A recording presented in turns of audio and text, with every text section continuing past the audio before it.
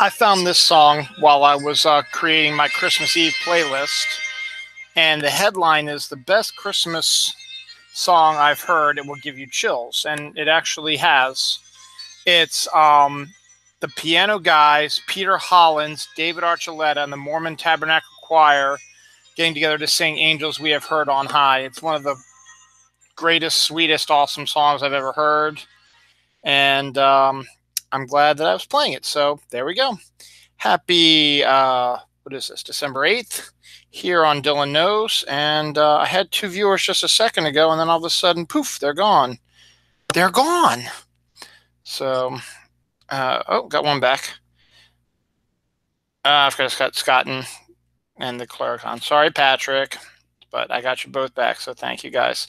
My usual cohorts who are watching, Patrick and Scott, are in North Carolina right now, awaiting the arrival of Snowmageddon for them down there in North Carolina. It said 8 to 12 inches, I think, is due to hit that general area down there. Have a bunch of other friends down there as well. Turfle's down there. She's looking for some snow as well. MJ Khan is waiting on that as well.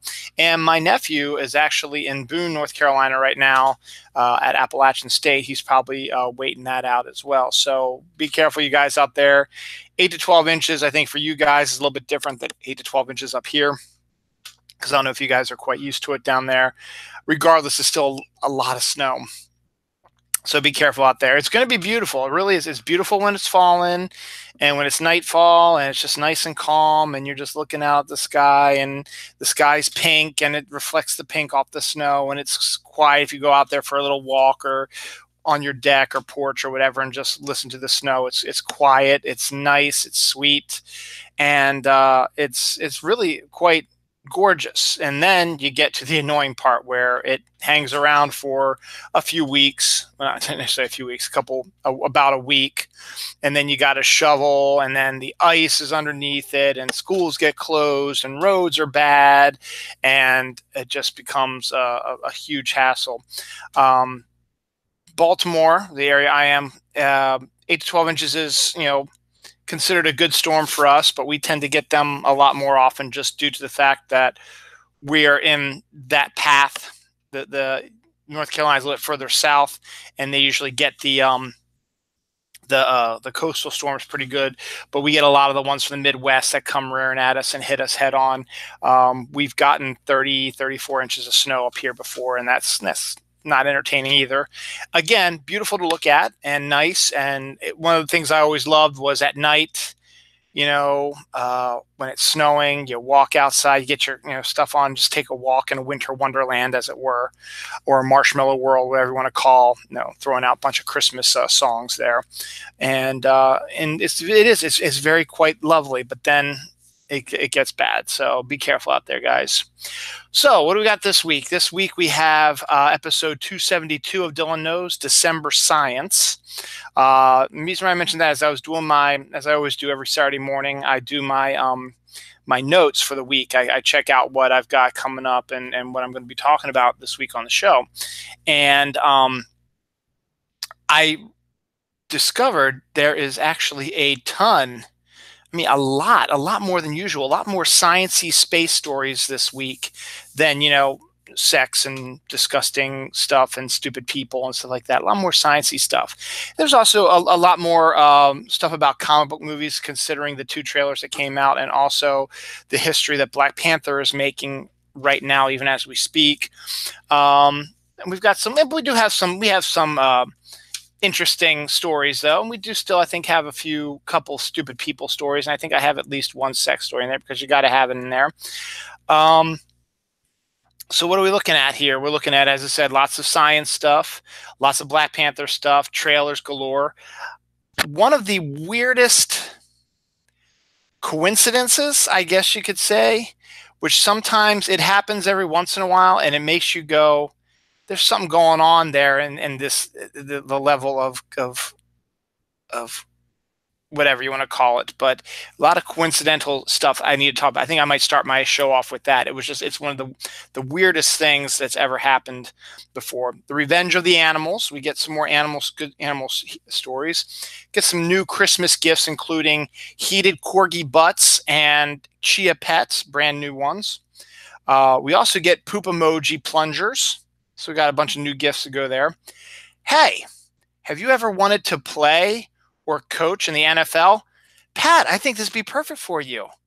You can sign up at a new football league on LinkedIn to become a player in this new league. I'll talk about which league I'm talking about in that in a second. Last week we had lots of studies. We have one study today we're going to discuss as well. We're getting something shut down that will not restart until 2021. Some new movie ideas, some sequels. A very interesting story about Diane Keaton coming up. I bet you will never guess who is the highest paid YouTube star. Big hint, it ain't this guy. When you find out who the highest paid YouTube star is, your mind is going to go like that. One of the greatest stories about thieves getting their comeuppance because they're stupid. And let's see, one other thing here. And we got to end it on a gross mark. Why not? What happens to you when you eat human flesh? All that and more here on a brand new episode of Dylan Knows, episode 272, December Science. Real quick, next week is going to be a little weird, guys. I probably am going to be doing my show on Sunday. I think I mentioned this last week. My daughter Noelle, her birthday is on Wednesday, December 12th, as is MJ Khan's birthday. But sorry, MJ. Noelle is a little bit more important than you. I'm sorry. I know it's horrible to say, but no, she is. She's my daughter. She's going to be the Big 12, and her birthday party is going to be on Saturday. It's actually going to be really cool. During her summer camp, she did one of the things she gets to do is her and her brother since they're old enough, they get to do during July, the camp would take the older kids on day trips to places, and they would do fun games, stuff like that. It's all part of their tuition or whatever you want to call it for their camp dues. And one of the things they did was they did an escape room. And I've never done an escape room. I've heard about them before. And when I went to look up, because she said she wanted to do an escape room for her birthday party, I was like, okay, that sounds pretty cool because we did laser tag last year. So why not? This is kind of a fun game thing. And you actually use your head a little bit more in brains. I was like, well, let me look it up, see where they are. There are 2 within about a 20-mile radius of my house. So I was like, really? I've never seen them before. One's in Columbia. We're not going to that one. We're going to the one in Timonium. And we are doing the Island Rescue Adventure Room, where the storyline is you're the last people on an island where a volcano is erupting and everyone else has left, and you have to figure out a way to leave in an hour before the lava gets to you to kill you. So, with escape rooms, there's going to be, clues and stuff you got to figure out and things you're going to have to do to get out of there. So we're going to have 8 people there. Me and Dawn are going to be the only grown-ups, and then Noelle and her friends and Noah are all going to be there. So we're going to have a bunch of girls, tween girls, and my son hanging out with Dawn and I. So we'll see what happens. But the tween girls are really, really smart, and we'll see what we can do. And it's going to be a lot of fun. And then we're doing that at 4:00 in the afternoon, and then we're going to come back here. We get pizza. I think Noelle also wanted to make Christmas cookies, so her and her friends will make that. And then they're going to have a sleepover, and then Sunday morning they'll be out the door. So I will not be able to do a show on Saturday night because there will be young tweens running around upstairs screeching and talking, blah, blah, blah, blah, blah. And I will have to do it on Sundays. Looks like I'll be doing my show on Sunday. So we're getting closer to Christmas. So hope you're getting your shopping done. I mean, it's still only the 8th, still 17 days away, but 17 days away is not really that far away. So without further ado, let's talk about the big stuff that's going up this week. I want to talk about this weird coincidental thing. and this is also I did not know about until later on. So not every day, not every Saturday, not every Sunday, but a lot of times, we all sleep in because we get up early every day during the week. Um, but what the heck was that? um, yeah, that's true. Patrick Smith, breaking news: DQ is more important than at MJ Con. Sorry, man, it's true though. The kids used to come in when they got up. They usually get up before we do. They used to come into our bedroom and just sort of cuddle with us and lay in bed with us for about 10, 15 minutes, maybe half an hour sometimes. And then they go downstairs and they watch their TV or YouTube or whatever.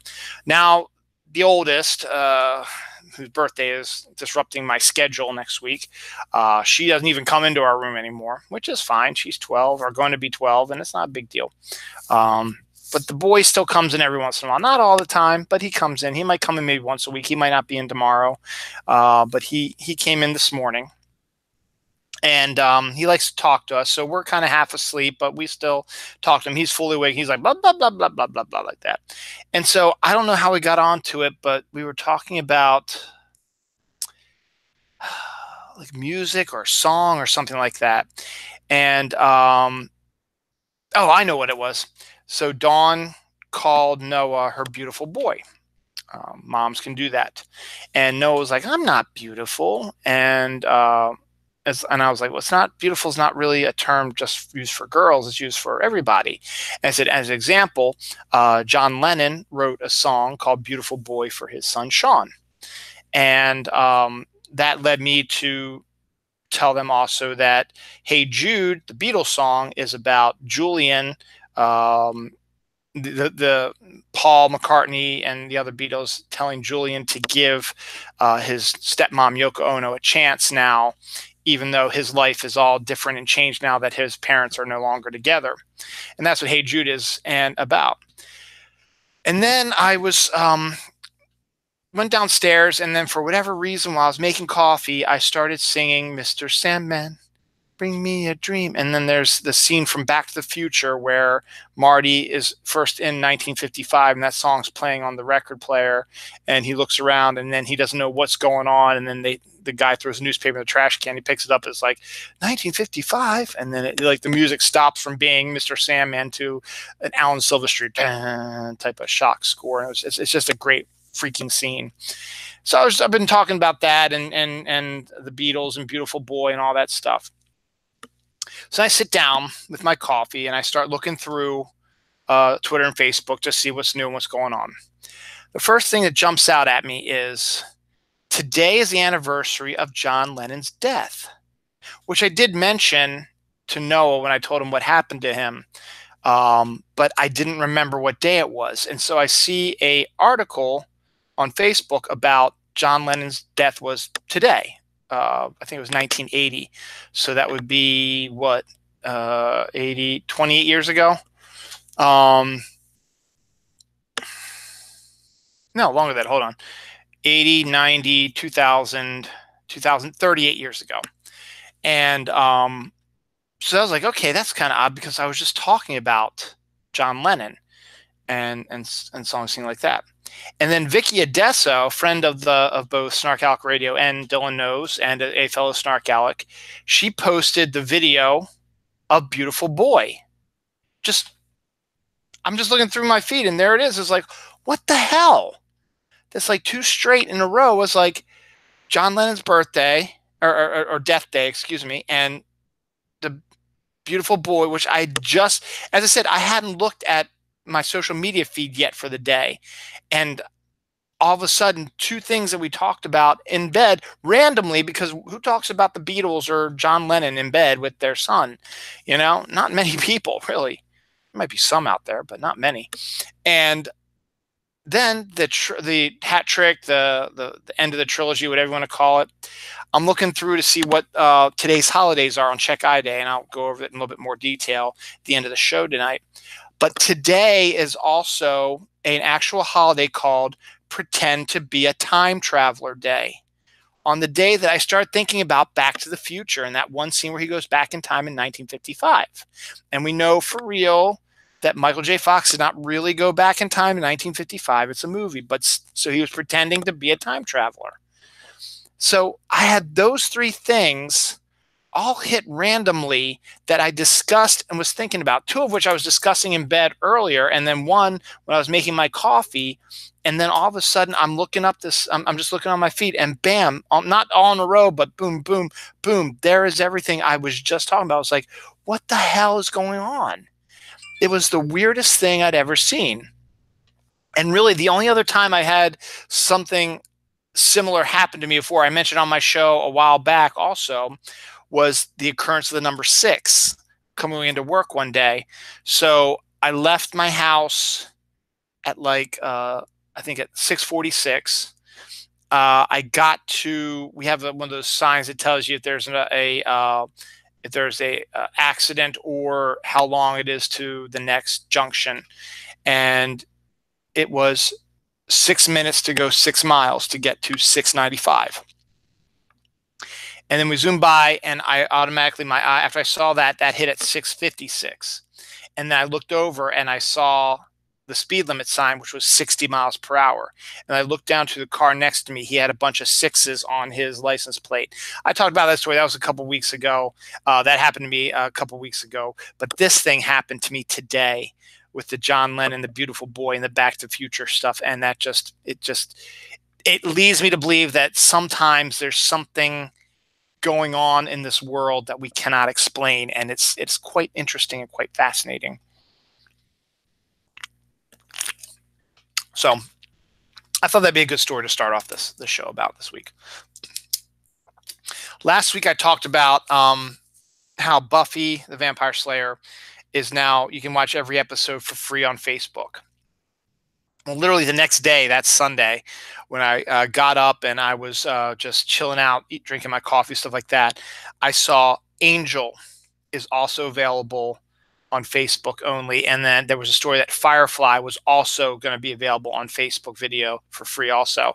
It was something that Joss Whedon did with Facebook. So if you have never seen Buffy or Angel or Firefly, I highly recommend, and you have Facebook and you don't want to buy the videos, just go to Facebook video and they have a search thing, type in Angel or Buffy or Firefly, and it'll pop up. Click on it. You can watch every episode. It's awesome. And it's clear. It's not choppy. It's not bad quality. It's a good quality sound and video. So well worth it if you're a fan, or if you're trying to or want to be a fan. I don't know how I feel about this. I mean, I guess it's good, but in some cases you'll see a lot of like memes and stuff like that saying that if more parents did this, they'd have more respectful kids because they happened to us. France is banning smacking children. Now, smacking children just for the hell of it, that's, yeah, you ban that shit in a second. But when I was younger, and I'm sure when a lot of you guys and gals were younger also, a nice spanking or the belt or even a switch. I mean, you know, Adrian Peterson gives a switch to his kid, and I can't even fathom how that must be. And then the rap on the knuckles as well and stuff like that. It was a discipline that our parents learned from their parents to discipline bad behavior. If we did something we weren't supposed to and it was disruptive and it's bad, just give a couple smacks on the butt, boom, boom, and off we go. And that's mostly where it was. With my parents, they smacked my butt. And then when I got older and I was getting bigger than both my dad and my mom, my dad particularly, if I was screwing around, my dad, who's still in good shape, he got me in control, not by smacking my butt, because at that point I was like, who cares? He smacked my butt. He would grab my arms and squeeze them, and that hurts like hell. But, you know, I've never, no, I can't say that. I think I have smacked my kids a few times. Now, I don't, it's hard to say because I also smack their butts for fun also. I smacked Dawn's butt, but we're not going to talk about that right now. But I smacked the kids' butts for fun sometimes. We're just playing. I go bum bum bum bum bum. Nothing, not too hard. It's sort of like, it's just like a little tap on it, and they giggle. They think it's funny. I don't know if I've ever actually. Maybe when they were younger, when they were babies, maybe I smacked their butts, and I didn't. I wasn't happy about doing it, and I didn't do it all the time. I tend to raise my voice and yell a little bit more, which again is probably not good either. Um, but you know, and then you do see those memes all the time. Is like, if kids were disciplined by their parents, maybe they wouldn't be disrespectful. And I don't know how true that is. I mean, I guess it would be true, but nowadays you've got the whole thing about child abuse, because sometimes, yes, parents do take it a little too far.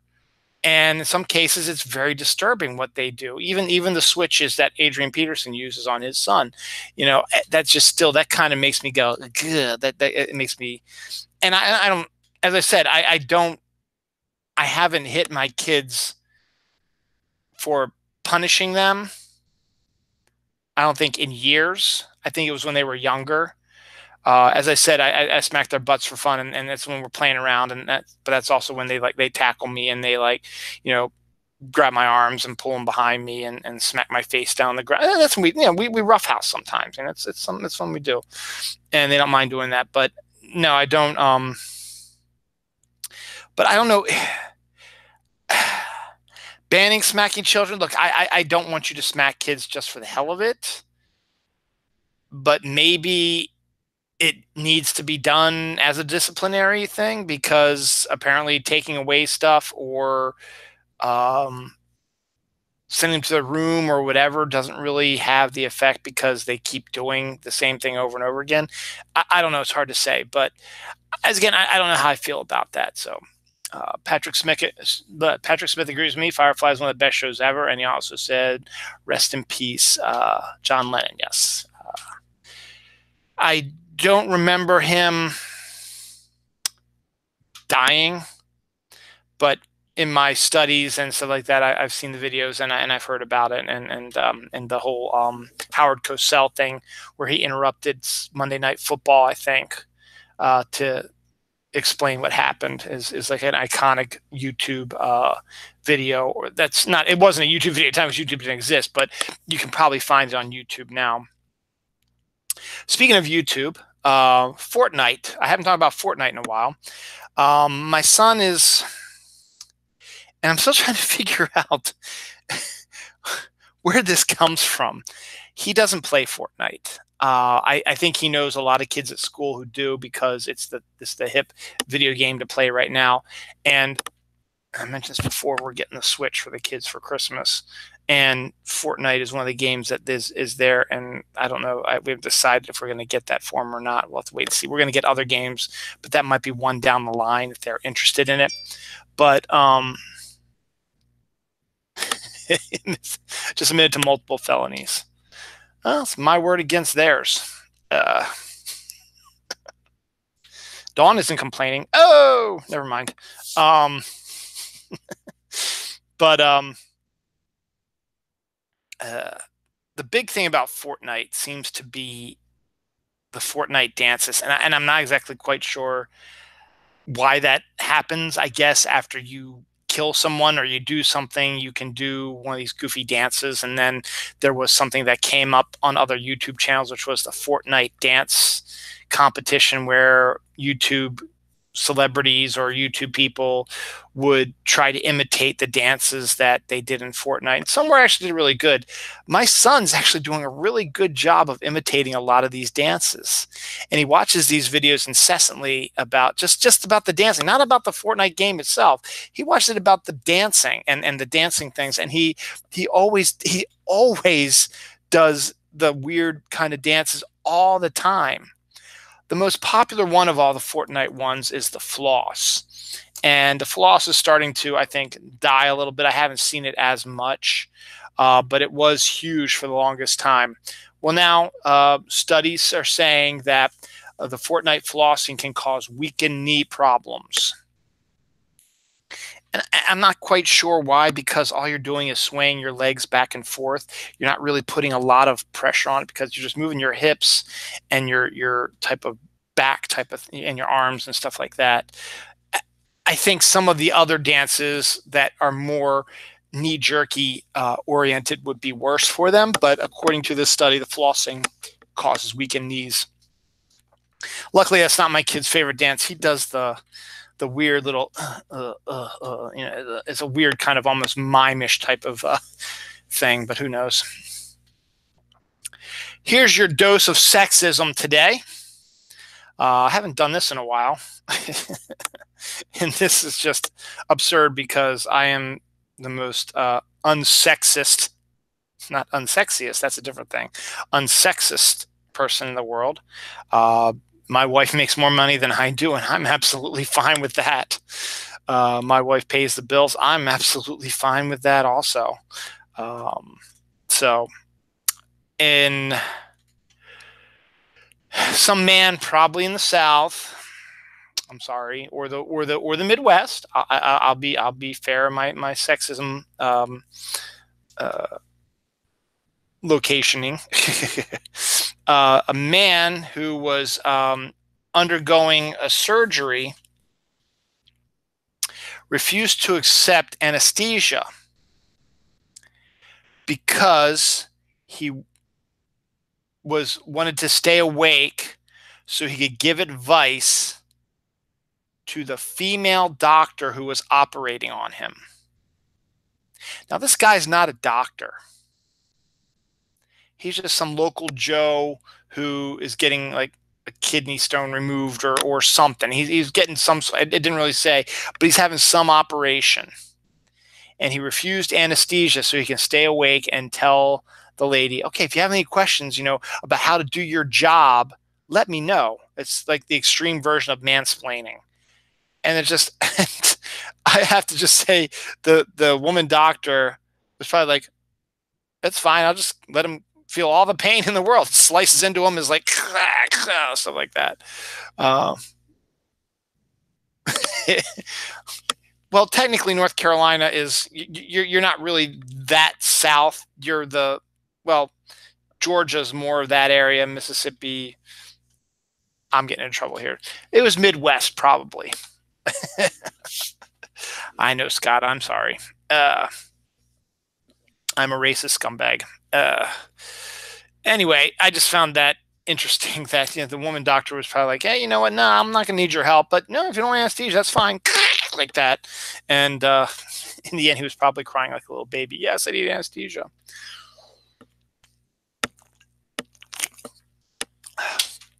I called out the South because I'm a dick, Scott. That's why.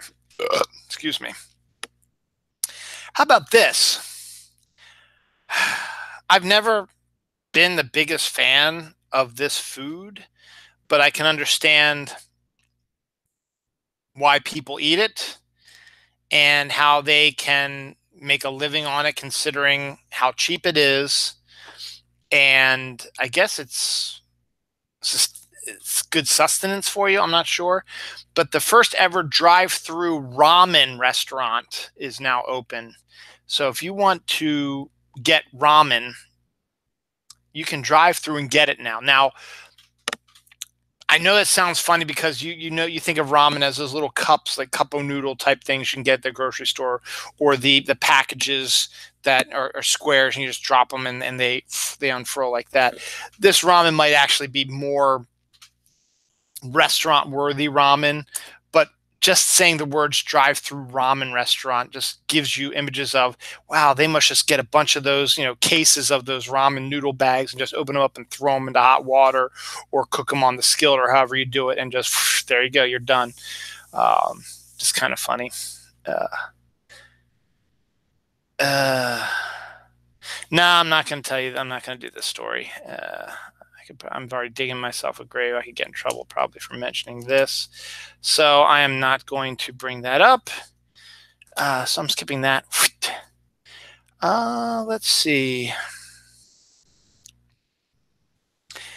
A guy surprises his family with a new pet for Christmas. Now everyone's expecting, you see all those videos of dogs and cats and birds and bunnies and stuff like that. Well, This man decided to surprise his family with a new pet for Christmas.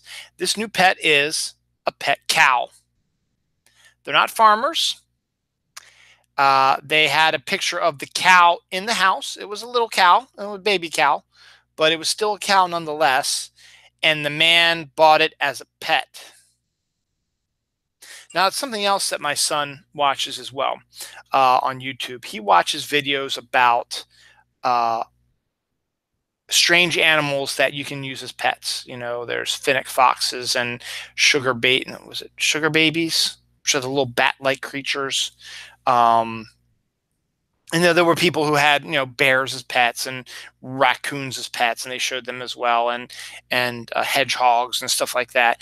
And actually, someone actually did have a cow also. So I guess it's not that unusual, but this was a story where for Christmas, a guy said, you know what, we need a pet, and we're going to get a pet cow. So good on that. I know you've been waiting for this, Patrick, and I teased it at the beginning of the show. We'll do some Christmas present ideas. The first one is the heated corgi butt. It's the heated corgi butt seat cushion for work. So, if you want to, Scott, you might need that because you're saying that your office is really, really cold. Well, if you want to sit in the office, you get one of these corgi butt seat cushions that's heated, and you put it on your chair and you sit down on it. You're sitting on a heated cushion, and it's a corgi butt. So you might be interested in that. I don't know. So that's a present you can get now at I'm not exactly, it didn't say, but I guess you can find it somewhere. Just write in heated corgi butt. And that's a great band name, as you said, Patrick. Yes, it is. And you can find it there. And then the other thing also is fans of the Golden Girls and Stranger Things. Well, hooray, cheer, and triumphant because Chia Pet has now created Golden Girls and Stranger Things Chia Pets. So there you go. We got to get Kelly Toole, the Betty White Chia Pet. I think he would enjoy that one. So any other, let me see if there's any other Christmas present ideas in the, yes, the poop emoji plunger. You know what the poop emoji is. You might have used it before. Well, they have a giant poop emoji with the stick, and the poop emoji is the plunger. So when you need to clean out, unplug your toilet, you can use the poopy emoji to do it. So, okay. Well, then there you go. Anything else? Let me just see right now if there's any other Christmas presents I can talk about on here. Nope. As I said, just science, TV, animals, two altar boys. That's going to be a good story. What do we got here? Phil Mason. All right. Baby doll. There we go. Here's another one. This is good for, baby dolls and dolls in general. The creators of them tend to want to appeal to as many people as they can, so they create special versions of these dolls, so like that. There is a baby doll out there now that has a hearing aid. Now there are some kids who have, even babies or even younger kids that have to have hearing aids on their ears because of whatever reason their ears are bad or whatever. There is a baby doll now that has a hearing aid. So if you have a child who has a hearing aid, or you just think, hey, it's a cool looking thing and it'll help my kids, treat them no different than others, get them a baby doll with a hearing aid. It's a really neat idea, and I think it's very good. Nope, just the flask bracelet is another good Christmas present out there. This is more for the women, I guess. It's a bracelet that you fill with your favorite liquor. Don't type heated corgi butt into Google. Okay, Patrick. I guess go ahead and put heated corgi butt cushion, maybe. Add that extra word to it. Maybe that'll help. It's a bracelet that you can fill with your favorite liquor, wine, vodka, tequila, whatever. Beer, I suppose, and you can you wear it and then either secretly or just say you unscrew it or whatever, and it'll into a cup, and you're like, it's free alcohol. Not free alcohol because you put it in there, but you can have alcohol. You can carry alcohol around with you anywhere you want. So there's that as well. That might be the last one. Yeah, that's it. So a couple of good Christmas gift ideas for your loved ones out there. Let's talk about some animal stuff. 2 hunters shot and killed an elephant, and his herd didn't take too kindly to that, and they stampeded the 2 hunters. I don't think they killed them, but they at least drove them away and scared the living crap out of them to avenge the death of their fellow elephant. So good on those elephants to sticking it to the man. They deserved a whole lot worse than that. But for now, at least to get them out of there, that was a good thing to do. The other animal story I saw that was of interest, actually, I found this morning, actually. This is kind of interesting. So you're driving along a road, you got your car windows open just because it's not too cold out. It's kind of nice out. You're just driving along, and there's wilderness along all sides of you, and you might be in Africa, and you're just driving along, and then all of a sudden you hear a strange noise behind you, and you look over to your right, and an antelope has jumped into your car. And you're like, why the hell did an antelope jump into your car? So you look even further, and you see, holy shit, there's a cheetah coming. This antelope, I guess, I'm assuming it'd be Africa, because I don't think cheetahs are in, I mean, they're in Africa. I don't think they're anywhere else in this country, in the world. An antelope jumped into a car that was driving along the road to escape the cheetah that was chasing him. I just think that's very inventive of the antelope, and kind of smart, Hey, the humans are driving around here. I think I can fit through that back window. They got the window open, and you jump right on in. And you're like, holy shit, there's an antelope. And then I was like, holy shit, there's a cheetah after it. And then I don't know, maybe the cheetah's going to jump on your car then too. I don't know, but damn, that would be scary as hell to see that stuff coming your way. But that's it's kind of interesting. Do I have any other animal stories? There's not, as I said, not a lot of animal stories this week, which is good. They're taking a break from trying to take control of us. Yeah, that's it right now. Oh, this is kind of an animal, and that's more of a movie story. I'll talk about that later.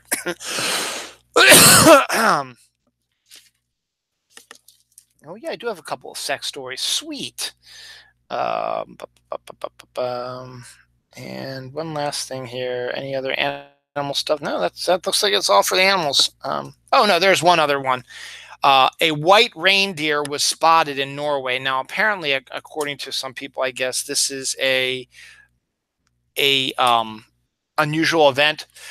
I'm reading a book right now called Flight of the Reindeer. I don't know if you ever heard of this book. It's written by I forget who the writer is, but he was like a journalist, and he wrote this book to investigate the science of Christmas, as it were, Santa, flying reindeer and stuff like that. And he writes it as if it's a nonfiction book. He cites explorers and ancient texts and drawings and interviews he did with native people up north to discuss that flying reindeer are actually real, that Santa's real, and elves are real. And you got to think about it, and it's also kind of like the history of Santa also. It says that Santa started off like in Greenland or something like that, and that whole area is like an elven wonderland, because if you've gone to Iceland before, Scott Troutman was like, yeah, the animals are lulling us to a false sense of security for the holidays while they plan the next attack. But they say, the whole Iceland, if you've ever talked to any Icelandic people, they truly believe elves exist, and live on their continent. And same thing with Greenland people. And this writer cites fictional books uh, and other stuff as well, interviews, ancient drawings, and talking with these people. They say, "Oh yeah, reindeer fly all the time. It's a special type. It's these white reindeer."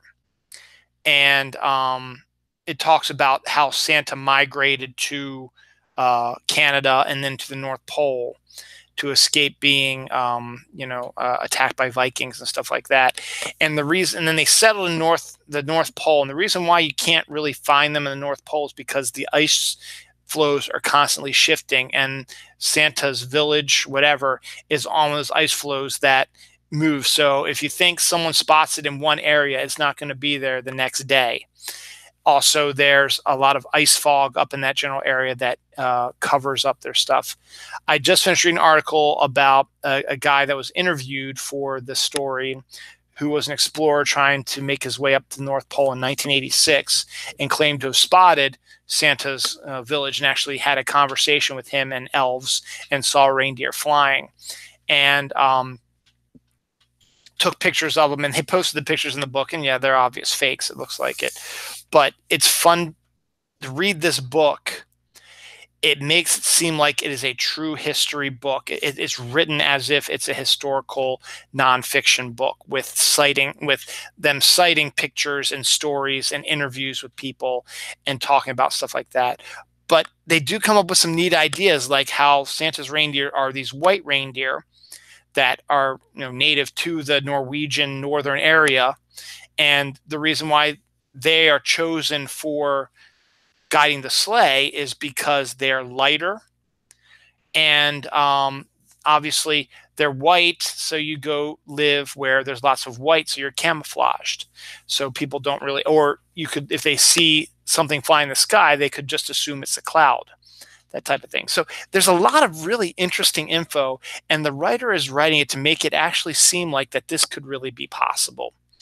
And maybe it is. Who am I to say it isn't? I'm a firm believer in the Santa Claus and elves and Christmas and stuff like that. And, you may think I'm crazy, but I have stuff in my head that,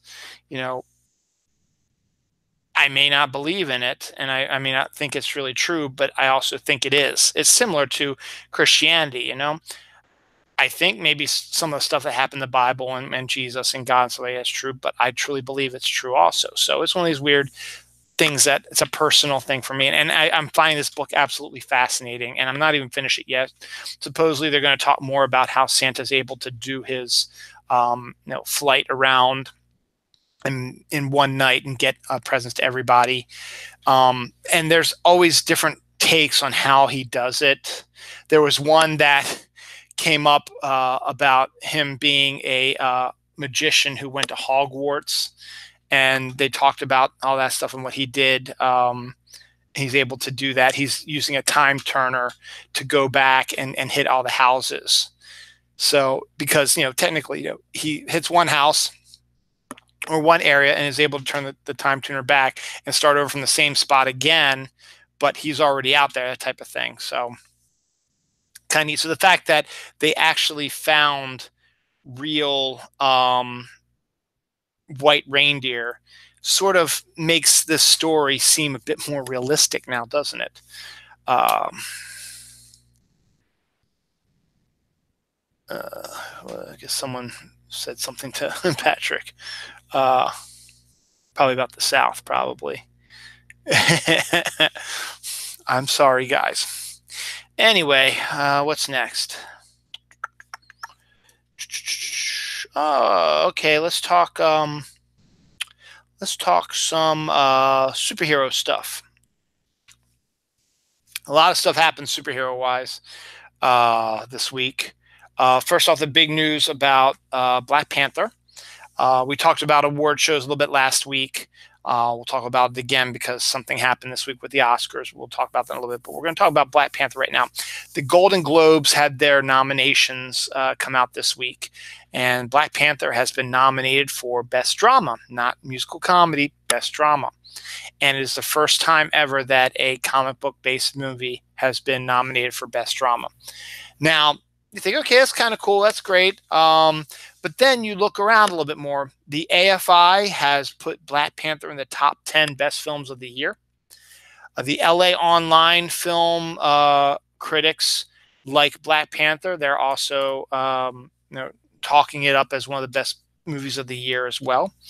And so now they're starting to get this build up a little bit. And when you start seeing 3, 4, 5 of these different award groups giving awards to certain movies, it's almost a given that these films are going to get the big nominees of the Academy Awards. So it's looking more and more like Black Panther is going to be getting an Academy Award nomination. Now, here's the bad part.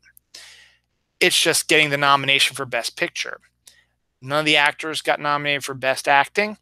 The director did not get nominated for Best Directing or the script or anything like that. It was Best Picture and then like special effects and something else as well, score or something like that, or visual effects or whatever. Got to do better than that. But we'll see. Maybe baby steps are what we need to do it. But there was some really good performances in that movie, and it absolutely deserves this. So don't be surprised if you start seeing this more and more, Black Panther more and more on more and more lists of top 10 films of the year. I'm guaranteeing you probably Entertainment Weekly will probably have it on their top 10 movie list as well. And don't be surprised if in January you hear Black Panther gets nominated for Best Picture. So we'll see what happens. And regular Best Picture. I mean, they're not even doing the Best Popular Film this year. So also, the Golden Globes nominated Spider-Man Into the Spider-Verse, the animated film coming out next week, which my daughter wants to see, and I want to see also technically about it. They got nominated for Best Animated Film. Again, probably going to get the same thing with the Academy Awards when they do Best Animated Film as well. So good on that. And on top of that, the Black Panther soundtrack earns 8 Grammy nominations, including Album of the Year. So Black Panther's cleaning up all over the place. So good on that. To add to the comic bookness of this week as well, 2 trailers came out that people have been salivating for. The second Captain Marvel trailer to give us a little bit more insight into the movie, and the first look at Avengers 4, including the name of Avengers 4. And we'll hit that one first because that's the bigger of the two. I like Captain Marvel. My wife loves Captain Marvel, and we're really excited about the movie coming out in March. But Avengers 4 is Avengers 4. It's going to make $1 gazillion. It's going to be the biggest movie of 2019, and it's going to be up there as one of the top grossing films of all time. This is all. I'm not talking on my butt here. It's pretty much guaranteed that that's going to happen. And it's going to be really interesting being a 3-hour film also. But Titanic was a 3-hour film, and it became the #1 film of all time a while back. It lost ground now to a few different films right now. I'm not exactly. I think it's 3rd right now. So we got the Avengers 4 trailer, including the name of the film that's people have been discussing. Avengers 4 is now going to be called Avengers Endgame, which is something that Doctor Strange mentions in Infinity War. So now we no longer have to refer to it as Avengers 4. We can revert to it as Endgame or Avengers Endgame. And they're doing an excellent job. Now, a lot of people have been saying the best way, it's going to be really, really hard to market the film because you don't want to reveal if and how the dead heroes are going to come back. So you want to try to get people to come, which isn't going to be that hard because people are going to come see the movie anyway. It ended on the cliffhanger. They're going to want to find out what happens. They're like, how can this happen when all these other movies are coming out with these people who are supposedly dead? And then with Captain Marvel coming up, and she's going to appear in Avengers Endgame also. It's going to be even more of a wow. We need to see this. So you don't really need to sell it that hard. I think this first trailer did an excellent job of selling what the general idea is of it. And it opens up with Tony talking to his mask. It's actually he's transmitting a message to Pepper Potts, saying pretty much that he's dead. He's in a spaceship that's floating in space. he has no food and water, and the air is going to be running out soon. And it says that's okay, don't worry about it. I think it's every great trip has an ending or something like that. And just wanted to let her know that she was always the one and stuff like that. So he's in a bad spot and he's depressed, and it looks like he's going to die. And then it cuts to, Captain America and Black Widow discussing what's been going on. You see Thanos' armor as a scarecrow in the woods, and you see Thanos walking. You just see the Infinity Gauntlet walking through some farm stuff. So he's still at the farm, and the Infinity Gauntlet's still messed up. And then it cuts to Cap, who's no longer bearded. He's back to being clean-shaven Cap, and Black Widow discussing what happened, and they're looking at all the people who died and stuff like that. And then it's cutting to, Thor's depressed, and Nebula's in the corner in the shadows, and she's depressed also. And then all of a sudden it like sort of cuts to, they have an idea now about how they're going to succeed. And Black was like, you think it's going to work? And Cap's like, it's going to work, because I don't want to think about it if it doesn't. What's going to happen if it doesn't work? He takes a look at his old watch with Agent Carter's face in it. Sharon, not Sharon. Sharon is the more Agent Carter. I forget what her first name is. I know I'm a horrible Marvel fanatic. And I'm trying to remember if there's anything else that's going on with the scene. There's nothing really else much going on. They just show a few little things here and there, and see how the world type of thing is. And we run into we see Hawkeye is now a different character. His name is going to be Ronan. The character he's playing is Ronan. We see him in action, which is cool. So he's going to be in the movie. So we see that as well. And then it ends on the teaser where Steve and Natasha are looking at the video of the front gate, and it's Scott Lang. Ant-Man is like saying, hey, it's Scott Lang, remember me from a few years ago? And Cap is like, is that a recording? And she's like, no, that's the front gate. So Ant-Man is going to play, and that's where it sort of ends. I might have missed a few things, but in general, the general idea of the trailer was to show that things are bad, things are dark, everybody's in a bad place. And then, you see people have been clamoring to what's been happening to Hawkeye. Well, we find out what's happened to Hawkeye. And then we say, hey, why hasn't Ant-Man been in the movie? Because they might not have seen Ant-Man and the Wasp, but now they see him at the end of the trailer. Like, okay, Ant-Man's going to be in it also. So you get a general idea. But, of course, it also opens up a bunch of other ideas as well. Is, what's happening? Where are these scenes taking place? Because trailers cut scenes from all over the place. We might have seen the ending, we might, or a piece that leads to the ending in that trailer that we saw just now. And that got me thinking, is like, how did Tony get in the airplane and into the spaceship? Because last we saw he was on Titan, which seemed to me that he had a breathable atmosphere and stuff like that. So either he decided he wanted to build a ship to try to get home, but yet it's adrift. Why is it adrift? Well, we don't know. We'll find out. But it did enough to get you say, man, I want to see what happens. But also, gives you the idea that not everything is, we don't know very little. We've just scratched the surface. We see what happened with Hawkeye, and we see what's happening with Ant-Man, and those are the big pieces of that. But the rest of the time, it's just more of an atmospheric sort of feel. It doesn't give any idea of what the threat is that they're going to be handling, or what their plan is to save the day, with the exception of Black Widow saying he thinks it's going to work, and he says it's going to work, or I won't know what to do about it. So they have a plan, so something's going to happen, so we don't know what it's going to be yet. So that's good. Captain Marvel trailer 2 came out on Wednesday. Avengers 4 came out Friday. So we got to see a little bit more of... Oh, it's not Santa. No, it's too early for Santa. And it's too late also. They wouldn't do it at 10 o'clock at night because they want the kids to see it. I'm sorry, I just heard a bunch of fire engine sirens, and we usually have, the fire engines come down to our street with Santa on it. But I think they're actually for a fire. The Captain Marvel trailer. I want to see the movie. I enjoyed seeing the movie, but the trailer itself just it gave me a little bit more to look at, but it didn't really, jump out at me and grab me and go, "You have to see this movie." I mean, you get to see a little bit more of her in action. You get to see a lot more of her with the Kree, and very little with her on Earth. You see her interactions with Nick Fury. You get to see her cat, which is great. Um, but really, it's just sort of you get an idea of what the Skrulls are like. Also, you see her battle the Skrulls and see some stuff as well.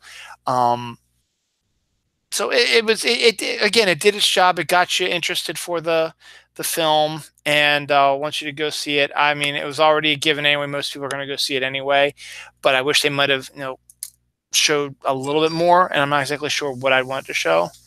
Uh, MJ Khan must be joining me.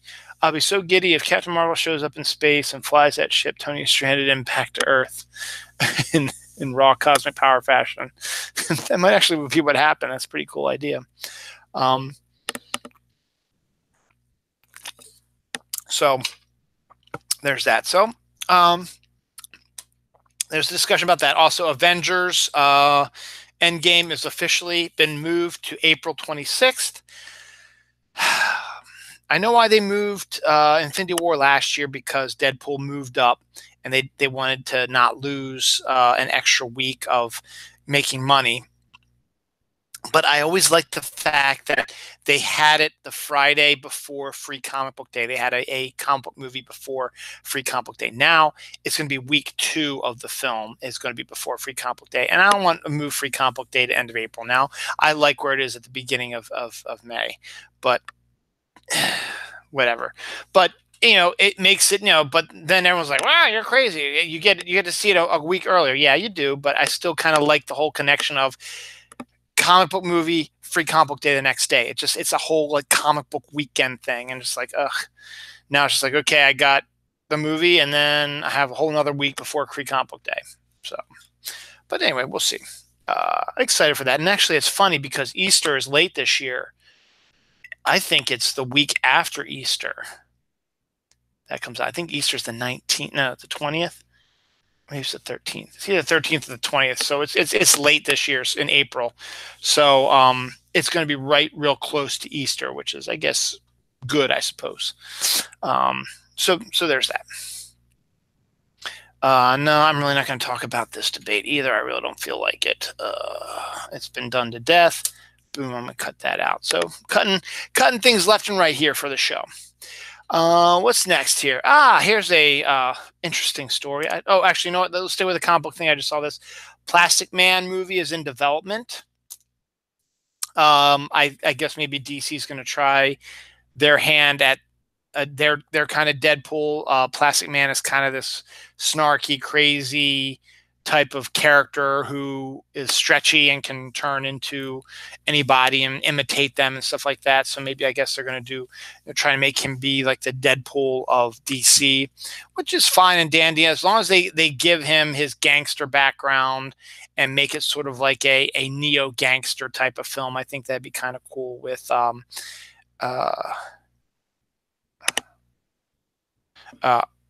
sorry, I was looking at my notes. I was like, what am I talking about here? To do that type of movie. So we'll see what happens about that. It should be interesting. We'll see. Again, we're probably not going to see anything about this probably till 2020 because they're just talking about it now. It's in production now. So they got to write a script. They got to get the actors set. They got to make the film. They got to do the special effects. And I don't think they're going to be able to do it this year. I think it'll be one of 2020's big films. So it won't be out for a couple years, but hey, at least it'll be coming out soon. Lego Batman, which is a great superhero movie, parody almost, but really funny superhero movie, is getting its own sequel. Lego Batman 2 will be in production right now. Again, probably won't come out till 2020 again, but still it's coming. So that's pretty good. Let me see if there's any other comic book stories that I'm going to discuss right here. Yes, Shang-Chi film is in development at the MCU. And I actually learned this. I honestly didn't know this. Someone posted that when Marvel first decided they wanted to do this type of thing, to make their own movies and stuff like that, it was 2005. And in order to get credit or to borrow this money, they need and say, hey, these are the movies that we want to make with the Marvel banner. And at this time, they didn't have the Iron Man or the Hulk, or obviously the ones they didn't have at the time, either the X-Men, Spider-Man, stuff like that. They didn't have all those rights. At that one time, they didn't have Iron Man or the Hulk. So they gave a list of comic book movies that they wanted to show you, or they were going to make: Captain America, the Avengers. Let's see if I have that list somewhere. I think I posted that on. I did it on my Twitter. Let's see if I can find it. But Shang-Chi was on that list as well. And yeah, here we go. Newsarama posted this. Here we go. So these were the films that Marvel Studios said, this is what we're going to make with the money you give us, and we're going to release through Marvel, the Marvel Productions. And they were Captain America, the Avengers, Nick Fury, Black Panther, Ant-Man, Cloak and Dagger, Doctor Strange, Hawkeye, Power Pack, and Shang-Chi. These were the movies that they were saying, these are what we're going to be making. And you're going to make your, because as I said, this is before Iron Man and the Hulk got reverted back to them, or they teamed up with the people that owned it to help do this. But Captain America, the Avengers, Nick Fury, Black Panther, Ant-Man, Cloak and Dagger, Doctor Strange, Hawkeye, Power Pack, and Shang-Chi were the original MCU movie ideas. And to be honest, I didn't know that. I did not know that at all, that was the case. When I'd heard that Marvel wanted to make their own movies, and then all of a sudden Iron Man comes out. I was like, okay, cool. But Shang-Chi is a martial arts character, and he's Asian, so he's going to be the first Asian superhero movie or whatever out there. Which I'm just telling you what they're saying about stuff. It's something that these people like to say, oh, look at this, it's going to be the first, it's going to be a first, and blah blah blah. So, and he's a badass. And the funny thing about that is, Plastic Man currently just had a mini series written by Gail Simone. And Gail Simone also is the writer of Domino, and she just wrote a two or three-parter with Shang-Chi in it. So people are looking at Gail Simone stuff and say, ooh, what can we make movies out of that Gail Simone worked on? Well, let's see. Birds of Prey, she worked on that. That's a movie coming out soon with Harley Quinn and stuff like that. That's coming up soon. Wonder Woman is coming up soon also. So she worked on that one as well. So hey, everybody's looking at Gail Simone and say, hey, let's see what she's doing next. So let's find out. So that's good about that. So hooray for that. I think that's everything comic book related. A couple of interesting stories here. Payless Shoe Store wanted to do kind of a socio-economic test. So in California, they opened a fake luxury store, which they named Payless. To see how much people would pay for shoes that seemed special, like trendy, whatever. In California, the trendy stuff costs lots and lots of money. So if you want to be trendy, you buy these trendy stuff like that, and it shows that you have money and that stuff like that.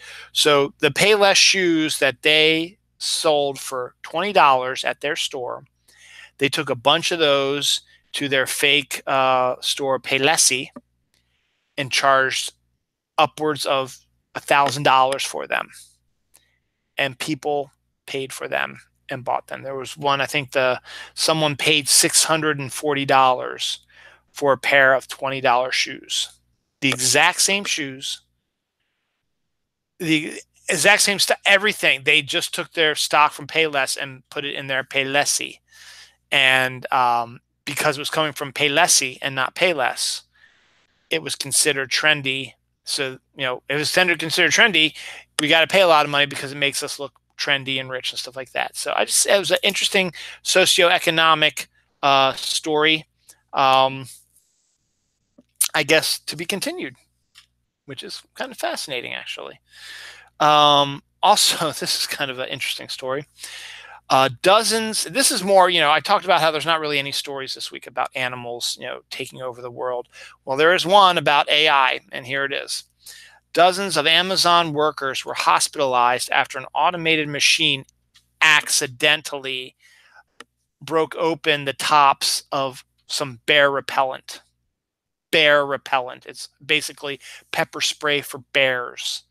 And people were hospitalized when a number of these cans were accidentally released, and hospitalized a number of people working at Amazon. Accidentally released. Sure. Who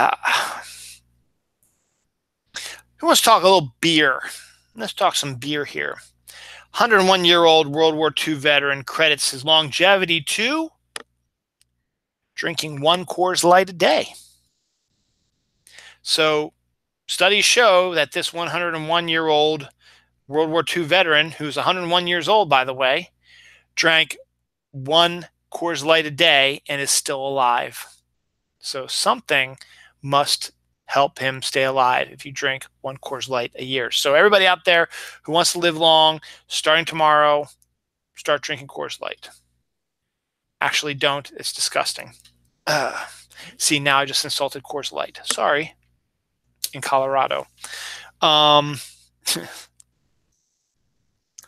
other beer thing is Kellogg's decided to turn the leftover Frosted Flakes and Corn Flakes that they have in their stock room or whatever into a beer. So I guess it makes sense. You crush it up and you treat it like any other type of beer making facility and turn it into a beer. So why not? So good on you, Kellogg's, for recycling. I figure I may as well bring this up since I talked about the Academy Awards already, and I'm on near the end of my front page. Kevin Hart was picked to be the Oscar host this year, and then about a day later, he dropped out after a number of old tweets, which were, I guess the big one was he said if his son ever played with dolls or whatever, he would throw them out or something like that because he didn't want his son to turn gay or something like that. I'm not exactly sure, but he is no longer the Oscar host. I mean, he was picked, and then the next day he dropped out. So they still have no Oscar host. Again, hey, come see me. Come to me. I'll host the Oscars. I would do it in a second. I would do it for pay. I think I'd do it for free, man. But I would love to host the Oscars and hobnob with the upper echelon people. And hey, I could bring all you guys with me. So I think that'd be great. There was some rumors out there that Jodie Whittaker, who is now presently playing the first female Doctor from Doctor Who, her and the showrunner were going to leave Doctor Who after the season due to BBC interference or whatever, and the showrunner was unhappy with the direction the show was going in, and blah blah blah. So everybody was freaking out. I was like, oh man, that really sucks that she's only going to be one season of the Doctor and female, and then you have the sexist like, told you it wasn't going to work. Who wants to see a woman Doctor? Let's bring back a big bulky white man. Well, sorry to treat you wrong, sexist, but Jodie Whittaker has confirmed that she will be back for a second season as the Doctor. So, yeah, on you. Speaking of women power, 2 nuns are accused of embezzling $500,000 from the Catholic school they work at in order to go to Vegas. They were going to use that money to go to Vegas and try to make some extra money. Hey, can you blame them? Hey, guess you take $500,000, you go to Vegas, you play some slots, you play some cards, and before you know it, you've got like $10 million, and you bring that back to your Catholic school and say, look, we've just helped increased our budget for the next 5 years.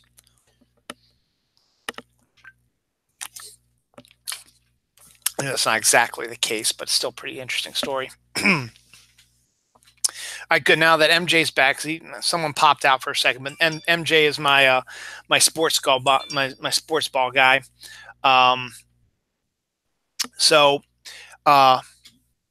MJ, or even you, Patrick, I think you'd be perfect, or even you, Scott. I think all three of you. Hey, are you guys interested in becoming a player or coaching an XFL football team? The XFL Football League is back.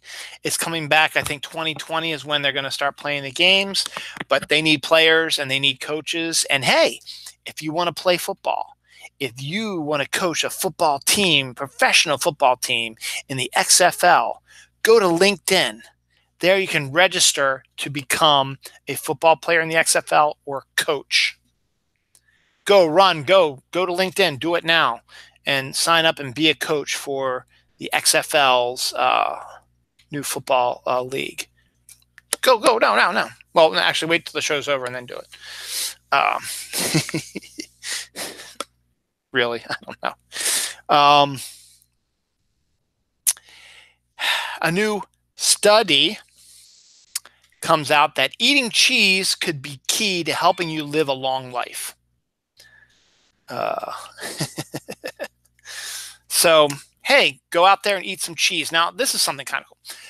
We're going Christmas shopping tomorrow at Columbia Mall again. This is like the third time we've been to Columbia Mall in like 2 months, but it's a great mall. It's fantastic.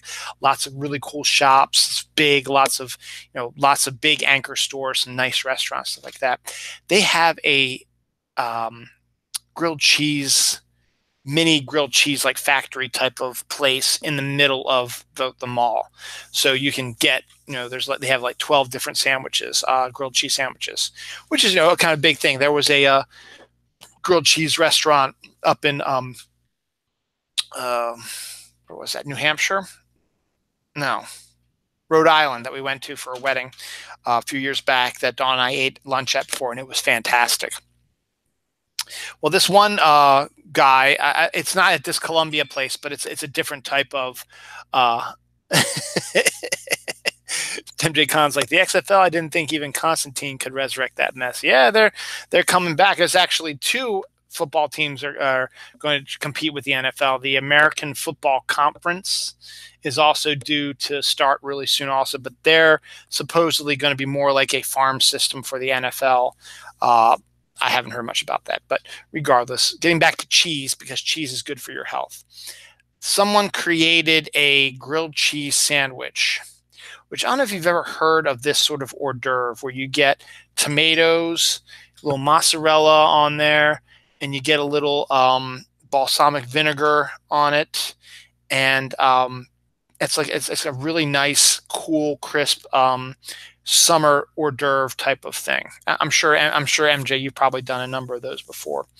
Well, someone has created a grilled cheese sandwich using that template. So it's on, instead of it being a appetizer or whatever, hors d'oeuvre or whatever, they put a thick slab of mozzarella and a big tomato and drizzle it with balsamic, and you grill it and you get a nice grill. That just sounds fantastic. I mean, there's a specific name for that type of hors d'oeuvre. I can't think of the top of my head right now, but cheese is good. And I think tomorrow I might take my daughter to the grilled cheese place for lunch, because she is very much into lunch. Are you very much into cheese, I should say. Are you a gin drinker? If you are a gin drinker, you are more aggressive. That's a new study that came out, that gin drinkers are more aggressive than normal people. I don't know if it's necessarily gin or if it's just the alcohol makes you more aggressive, but just for whatever reason, they just pulled gin out of their heads and say, hey, gin is the thing that makes you more aggressive, not alcohol in general. Whatever. This is awesome. 2 altar boys. I guess I should have added this with the 2 nuns, but the 2 altar boys put weed inside the what they call the censer burner. It's the burner they do incense on during during Catholic Mass, maybe some other regular Mass as well. But I know you would get a lot, mostly during Easter and Lent, and leading up to that, we get a lot of the incense stuff. I think we get a little bit of Christmas, but 2 altar boys decided they were going to put weed inside the incense burner and burned it. during a church mass instead of the incense itself. So clever guys. They probably got busted, but whatever. There's a manga. Shakespeare presents Romeo and Juliet. Manga is the Japanese comic book, and they have created a subset called Manga Shakespeare, and they turned Shakespeare's plays into manga, and using the it's a new way of trying to reach God. That's awesome, Scott. I like that. It's a new manga that puts the classic Shakespeare play, in this case Romeo and Juliet, into one of these manga-esque Neo-Tokyo type of futuristic type of scenarios, and it looks really cool. And the more and more I think about Shakespeare, is one of those things where, with the exception of a few of his plays, you can set them in any time, space, location, characters, whatever, and it'll still make sense. The storyline is so, built for that it doesn't matter how you perform it or do it. In this case, a manga. So good on that. And that reminds me, since I'm on that phrase, the FCC can't understand what the hell is happening in anime. So it's making them hard to rate anime and decide if it's good or bad for children. I just think that's funny. It's a great headline, and I just think it's really, really funny that the FCC is having issues with that, and it's funny. It's just funny. Japan is giving away thousands of abandoned houses. Now, I'm sure there's probably some sort of catch on that, but some of the houses that they showed that they were giving away are actually pretty nice looking. And if they're giving them away, you go over there, you get a house automatically. I'm sure you probably have to put some money in to, fixing it up. But the general idea is, hey, we're giving you this house, and the money you normally pay for a mortgage, you can pay to fix up the house. But some of the houses look like they were still in good shape, and they're nice houses. Don't know the locations or how far away they are from city centers or the subway or whatever. But if you're looking for a change of scenery, and I guess you have to speak Japanese, I suppose. That would be helpful if you're going to live in Japan. Definitely take a look out there and see if maybe you can get yourself a free house. Subway sandwiches. You know how when you get a Subway sandwich, they offer you a bunch of different types of breads, how you want your sandwich. Well, this is kind of a brilliant idea, and it sort of goes into what we just talked about, a study saying eating cheese help you live longer. Subway sandwiches are now offering cheesy garlic bread rolls, which is just, cheesy garlic bread is awesome. It is amazing. It is fantastic. I love it. And now you can actually get your Subway sub on a cheesy garlic bread sub roll. And oh my God, I got to go to Subway now and get one. Well, not now because it's closed, but sometime soon, because there's one right down the road from here. So definitely worth a look on that one. Maybe the houses are haunted by the chick from The Grudge. That's a very good possibility too. That's why they're giving them away for free. Or if you've seen My Neighbor Totoro, the little dust devils that live in there also, they might be haunting it as well. They showed some pictures of this, and I've been kind of but I'm actually kind of looking forward to this. 2019 sees the return of the Men in Black, but this time it is going to be called Men in Black International, because the stars of it are not Will Smith and Tommy Lee Jones. They are actually Chris Hemsworth in all of his Aussie language glory, probably now because he is, now they're calling it Men in Black International. You're going to want to have an Aussie accented Men in Black member. And his co-star from Thor Ragnarok, Tessa Thompson's going to be in it also, as his partner. And they showed some pictures of them they posted them today, and it's them with their guns shooting at the bad guys, and it looks good.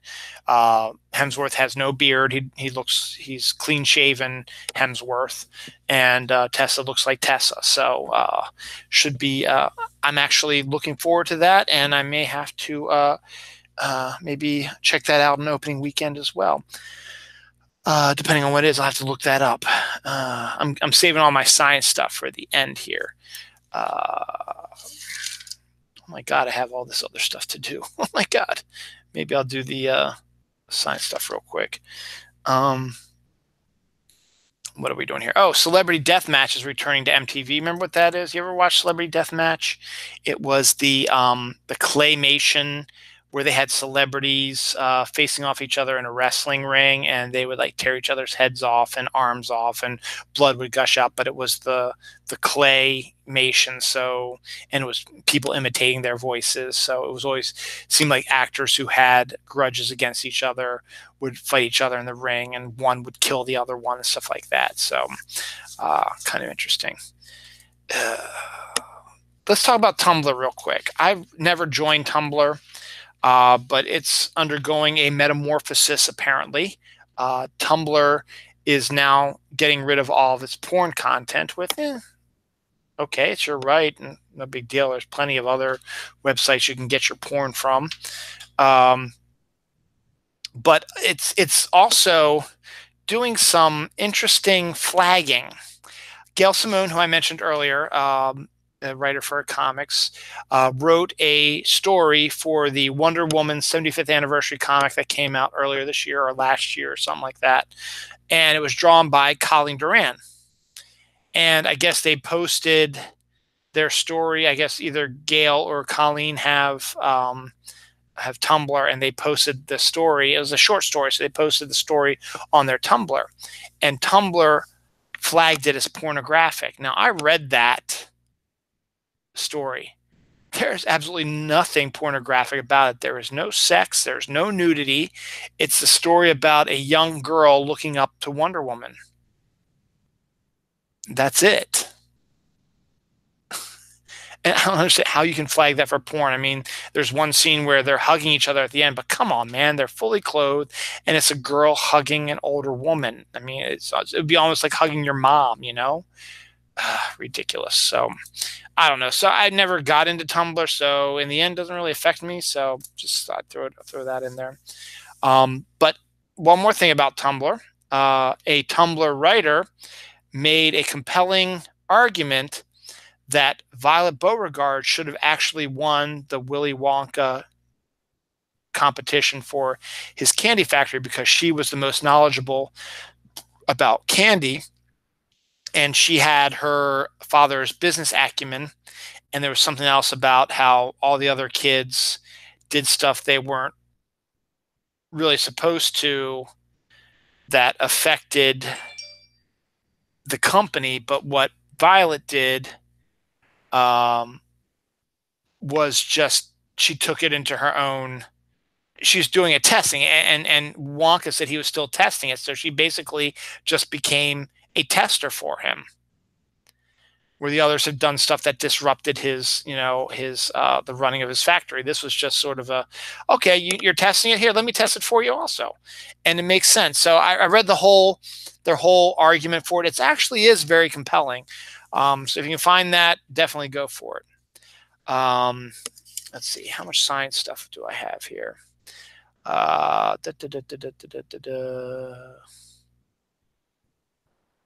guess it's about the right time. I'll hit all my science stuff at this time, and then I'll finish up this last bit of stuff, and then we'll be done. Let's see, front this page. So science is the case that they gave me.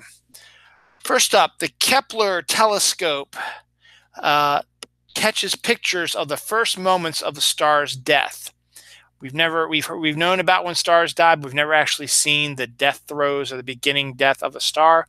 Well, Kepler has now taken a picture of it, and again, it's this type of stuff is always quite fascinating to see. It's really cool looking, and science rules. Sticking with science, stay with space. there's a alien planet out there that they discovered that actually seems to have a helium tail, which means it seems like the planet is ejecting helium from the surface, and it's creating sort of a tail, like a comet tail, that follows the planet on its orbit around their star. And that's kind of another really one of these, that's kind of a fascinating thing. We've never seen anything like that. Nothing like that um, in our solar system. I'm gonna actually see if I can catch this on here. NASA, the InSight mission, the Mars lander, where it's not going to be a rover, it's just staying in one spot, and it's going to, it's going to dig into the ground, it's going to take pictures, and it's going to, stuff like that.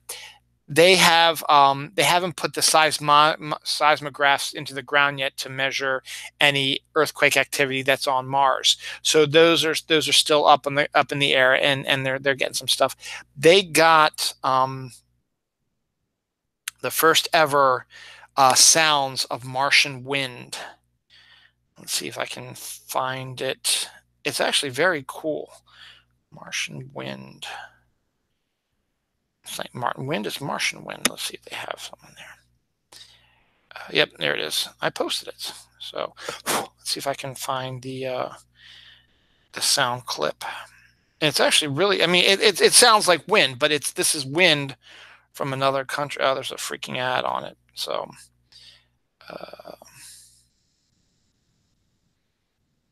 I'll skip that and wait till it.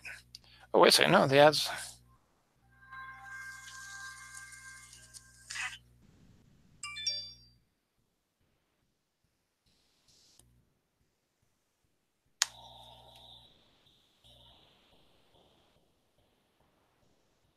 It's probably very distorted over there, but it's check out, Martian wind. There's probably videos like that. So you're actually getting the first sounds of Martian wind. No one's ever heard it before. It sounds like regular wind, but the fact is that wind is from another planet. It's kind of a cool and exciting feeling, is that, we're hearing wind from another planet. They're just so much like everyone else. The biggest thing that I want a rover, lander, whatever, to go to Titan, and I want to see those rivers and lakes of liquid that they have. That would be my biggest Jones right now. I would love to see them in person, not in person. I would love to see them in person, obviously, but I like to see pictures of a Titan rover or a lander or whatever showing what looks like an ocean sequence, because it's supposed to be a lot like a regular ocean, like one of our ocean scenes at the beach, but it's a different type of liquid. And I think it would be absolutely fascinating to see that. That's the one thing I wrote. That and the icy surface of Europa, what's underneath it. That's the other thing I really want to see also. Those are the two big things in outer space. So Martian wind. All right. So now, second page science. The Large Hadron Collider, which we've talked about a little bit before. It's an atom smashing type of thing, and it's discovered a whole bunch of things. And some people are claiming that it pushed us into an alternate dimension, which is why we've been suffering what we have been for the last 2 years, is being shut down for maintenance and will not re-up until spring 2021. So we've got now, it's 2018, so it's going to be down for 3 years. So they're going to be repairing it for 3 years, and it'll be back. I guess maybe they'll upgrade it and do some stuff, and we'll get some more in-depth stuff. But from now on, we're not going to get any information about atoms or their buildup or whatever from the Large Hadron Collider. We'll get it from other areas, but the Large Hadron Collider is now going to be shut down until spring of 2021. So if you come back here in 3 years, I'm still doing the show, I'll mention, hey, guess what's coming back on? Large Hadron Collider's back on. This is an interesting story. I had never heard of this before. There was a meteor shower called the Andromeda meteors. And back in the 1800s, it's like the 1800s where the big part of it was. 1700s, 1800s. Would be getting these humongous displays of asteroids, meteor showers that people drew pictures of and wrote stories about, stuff like that. And scientists eventually discovered it was like a once every 9 years or something like that type of event where it would happen. And then all of a sudden it just stopped, and there was never any that came out, because apparently it was from a comet that exploded for the most part, and the particles have, for the most part, have, during the rotation of around the sun or whatever, they all dissipated, so that gradually every 9 years, when it would pass by, you would see less and less meteors because it had less and less of a bulk to it. Well, apparently bulk is coming back a little bit due to these pieces that they ejected hundreds of years ago have started to, they're still in orbit around the sun, and they've been in orbit around the sun for 300 plus years. I mean, not 300, because that would be 1600. No, for like 100, 200 years, 100 years, probably 100, 200 years. It's been in orbit around our sun. And these particles that have come off of this comet, well, now, eventually they've worked their way back down to the Earth. Now, they're not going to be as big of a meteor shower as it was back in the 1800s. And this was earlier this week. I didn't see anything because we've been cloudy all week, but supposedly we had a little bit of it last week. The next time, I don't think it's 9 years, maybe every 3 years, something like that. But like the next time that it's supposed to go through, it's supposed to be a bit bigger. But we're not talking like, the Perseids or any of these really, really big ones.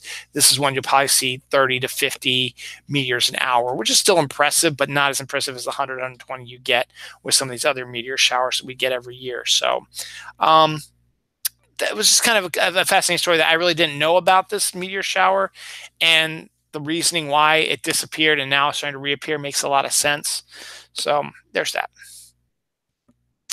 China is going to be going to the far side of the moon. I think that's a really good idea. I think we need to see what's going on the far side of the moon, and they're going to be sending landers and flying over it and doing research on the far side of the moon that's consistently dark.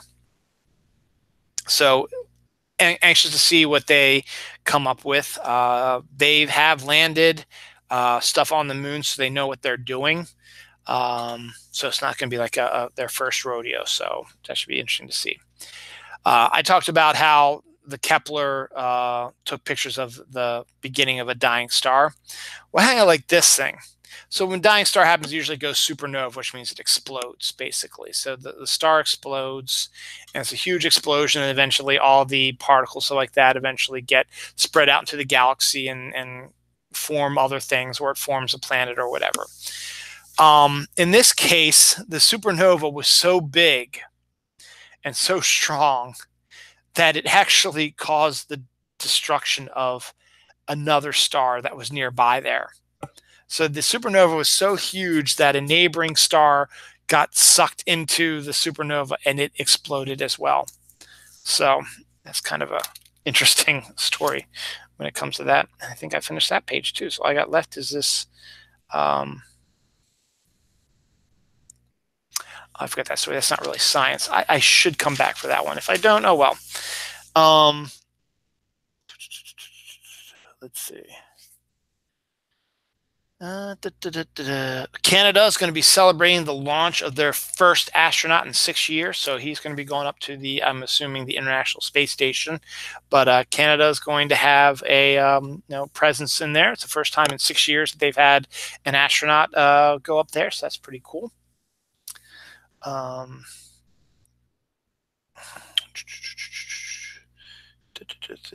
think I hit everything else on here.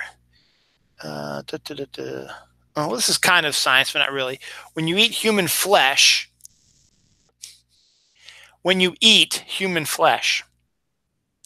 your body will start to kill you from the inside, apparently. So I guess if you are a cannibal or whatever, and you decide to eat some human flesh, or decide you want to try some human flesh or whatever, your body, as it's breaking it down, is going to reject it and kill you from the inside, because you're basically eating yourself, kind of. I guess it's an interesting story. I just thought it was a neat headline too, so I just going to leave it at that. Let's see. Oh, I forgot about that. There is actually one animal story we can talk about. Oh, okay, I know what that is. Oh, and then we have that one last science story. Um, we talked about how Yale and Harvard have decided that we need to shut down the sun, cool down the sun to stop climate change. Well, scientists have come up with another way. They said you don't need to cool down the sun, you need to cool down the atmosphere. And they say the way you can do that is you can spray some chemicals into the upper atmosphere that'll help cool down our atmosphere and help degrade climate control, climate change and heating up and stuff like that. It'll cool the surface of the earth and cut global warming down a little bit. It seems a more reasonable idea than reducing the heat of the sun. So to be continued, I guess. I think that's all for science. The one thing I did miss about animals, owner learns that her parrot was making a shopping list and was trying to order her favorite foods through Alexa. Parrot obviously must talk. Say, rock, shopping list, rock, crackers, rock, spinach, rock, stuff like that. And made a shopping list, and I guess the stuff got bought. So that's kind of an interesting little story that Parrot is able to understand how Alexa works, and was actually able to make a list for, and was doing it for her owner to give them her favorite foods. So I think that's pretty neat. For $1 million, you can stream the movie Llamageddon on Amazon. I don't understand why it's $1 million, but if you want to watch Llamageddon through Amazon, you got to pay $1 million. If you have $1 million to kill, go for it. Give yourself a showing of Llamageddon. Don't know much about it, but hey, why not? Oregon woman busted with meth, handgun, and throwing stars. She was called the the flea market bandit or ninja or something like that, and only because she was meth and guns are everywhere, but the throwing stars, that's kind of weird. But to have that, but hey, she did, and there you go. I've told you all about all kinds of these different weird nails that women in general put on. There's a new thing, milk bottle nails, where the nails are going to have actual milk bottles on the ends of them, and they have milk in it. And you can actually squirt the milk out and drink it or whatever. But they are bottles of milk on the fingers, an actual thing, and it doesn't make any sense.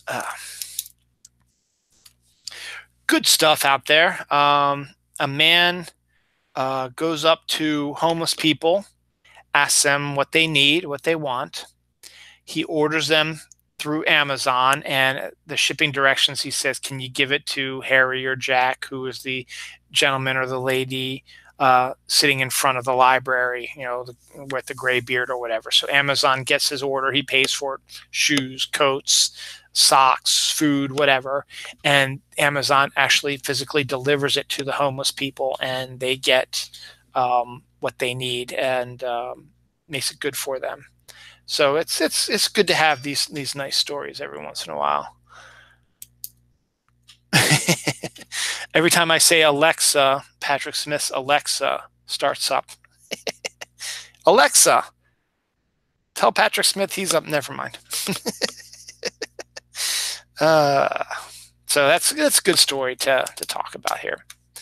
Now we're going to talk about a bad story, because hey, it's sex time. It's 10:55. We got 2 sex stories. Got to get those in there, and then we got some other really cool stories, and we'll end this up. A man was caught on closed-circuit TV performing sex acts on a family's inflatables. inflatable Xmas decorations. Now, Scott, I know you hate inflatables, and I think when I posted this, you commented on it about another reason for you to hate inflatables. Oh, Tumblr. They were. That's awesome. She comes like, oh, I think I saw those milk bottle nails on Tumblr. Oh, wait, those weren't nails. That's funny. That's funny. I like that. Um, but yeah, so closed circuit TV caught some dude performing sex acts on inflatables. Now, I have 3 inflatables on my yard. I have a bear with glowing colors. It's like a crystal ball he's like holding, and it's got like reds and green colored lights floating around in there. I have penguin, and I have a llama. I can only imagine what this person would do to them, but there is somebody who was caught performing sex acts on inflatables. So Merry Christmas. The other sex story for the day, a woman sues the dating site Plenty of Hose, I think, something like that, .com. I guess it's a real one for a site where you want to get some action, after discovering she was giving her brother a blowjob through a glory hole.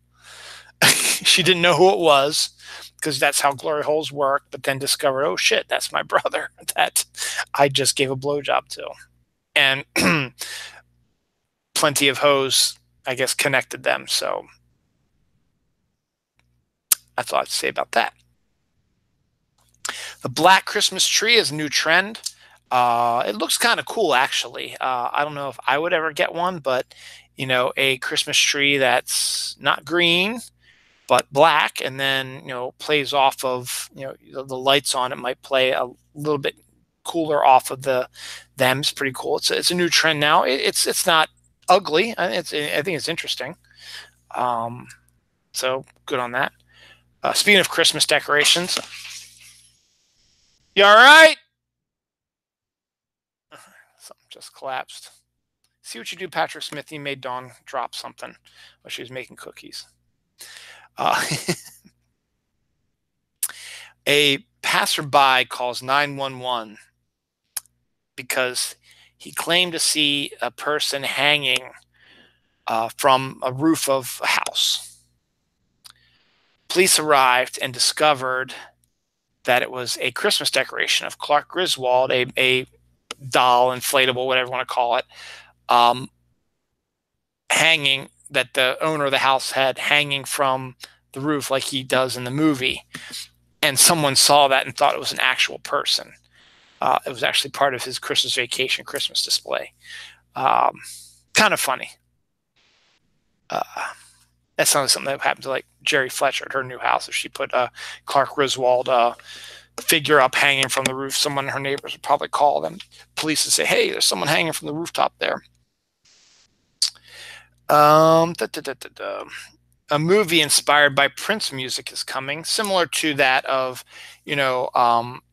Mamma Mia, which was a musical based on ABBA music, or The Bodyguard musical that they have on Broadway now, based on Whitney Houston music, and the movie also.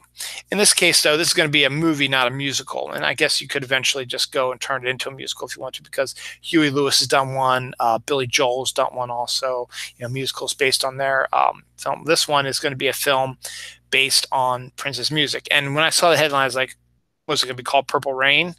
Because they've already made that movie. But, if you're going to make a film that's going to have a storyline and it's going to be Prince music, is going to be the exclamation of each scene or whatever, hey, go for it. Prince had some interesting music and probably be hugely popular. So we'll see what happens. Old actor Ken Berry passed away this week. I knew him mostly from The Cat from Outer Space, which was a movie that my kids love to watch over and over and over again. It's a clever film. He was the main character in that, but he was in a bunch of TV shows and stuff like that. So he passed away this week. As Dawn told Patrick Smith, she's making cookies right now. if you want healthy holiday snacks, how about the fudgy hidden veggie brownies? It's brownies made with chocolate and vegetables. It looks like a regular old chocolate brownie, but there's vegetables in it. I don't know if I would want that, but hey, if you want to be healthy, hey, go for it.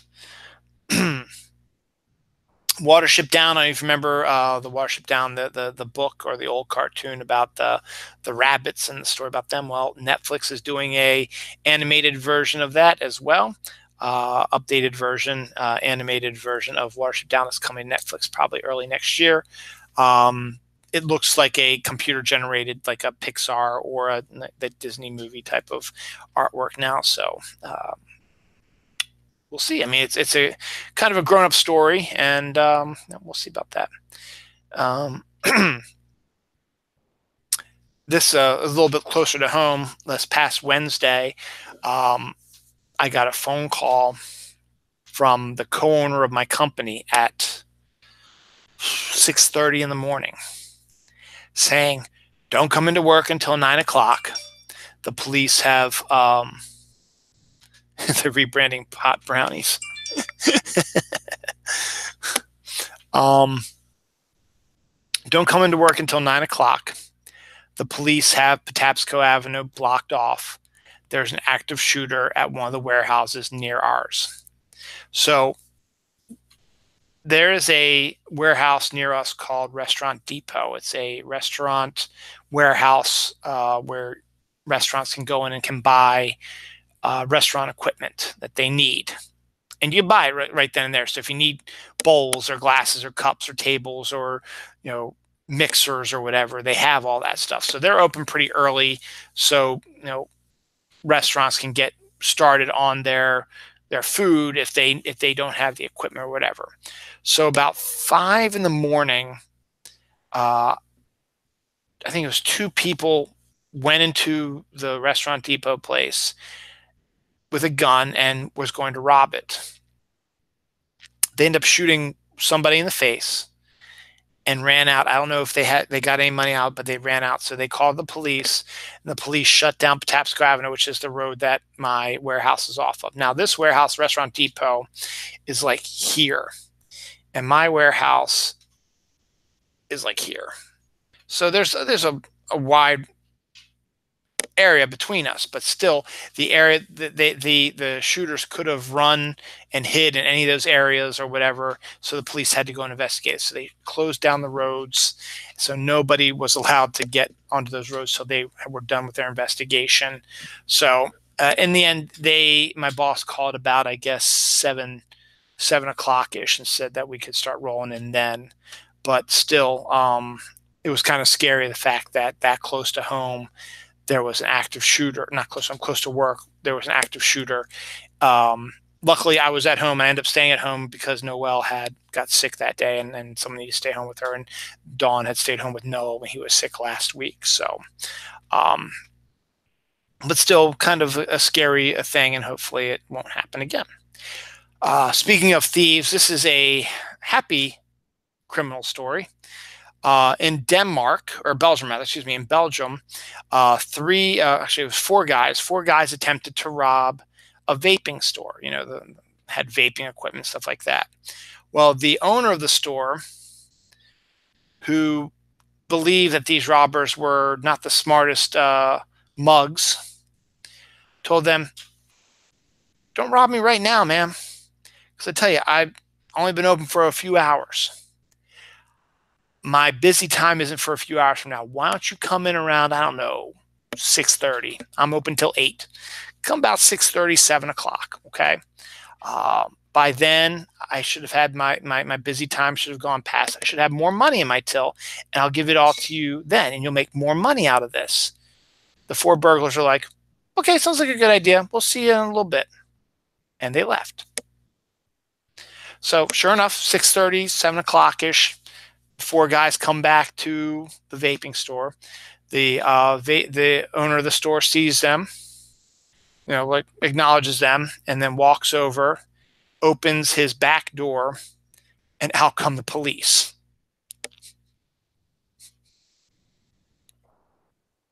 All 4 criminals were arrested for attempted robbery of a vaping shop.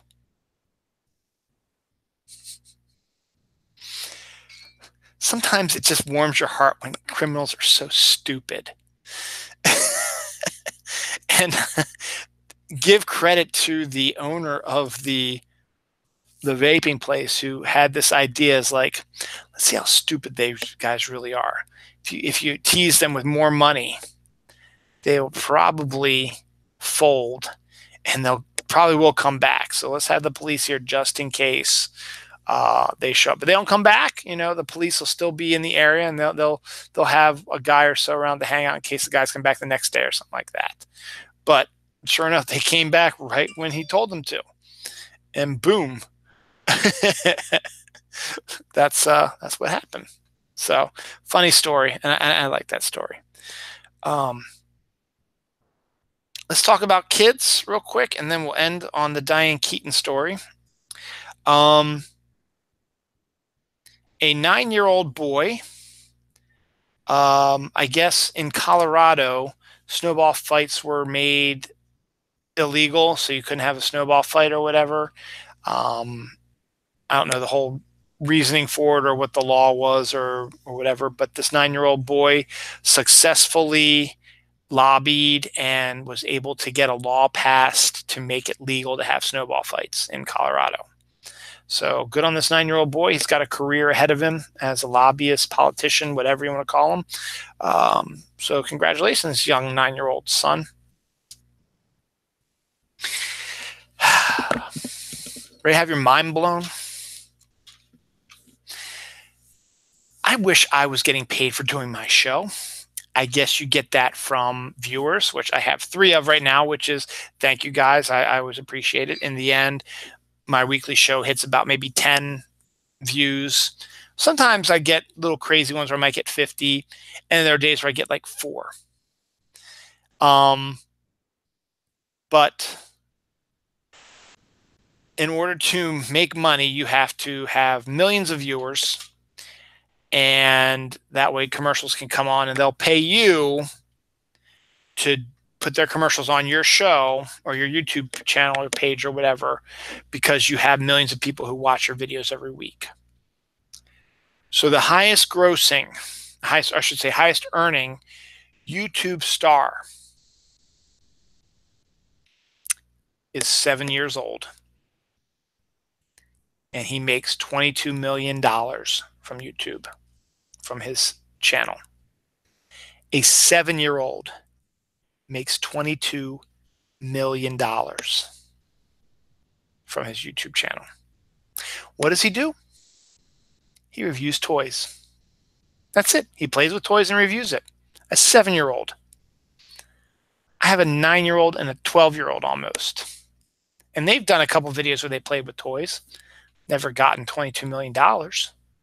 Because apparently, I guess this kid somehow was able to get the viewers, and they want to watch what new toys he gets. And so the toy companies say, hey, you know what? You get lots of viewers, and it makes sense. You get lots of viewers, so we'll send you our new toys for free.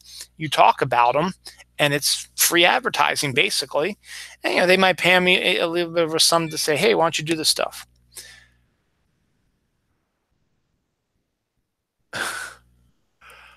$22 million. 7-year-old YouTube star who reviews toys. $22 million. I wish I could make $22 million from this show. I've done 272 episodes. I just don't have any toys to review. Maybe I should review some toys now. But no, it doesn't matter, because only you 3 guys are going to be watching. And you'll be like, nah, we're not going to be interested in this. Finally, the last story of the week. Diane Keaton. We all know who Diane Keaton is. We all love Diane Keaton, don't we? Someone discovered the wallet that she lost 50 years ago. Apparently, I talked about last week where the guy who bought the self-storage place for like $50 or something like that and found a chest with like millions of dollars in it.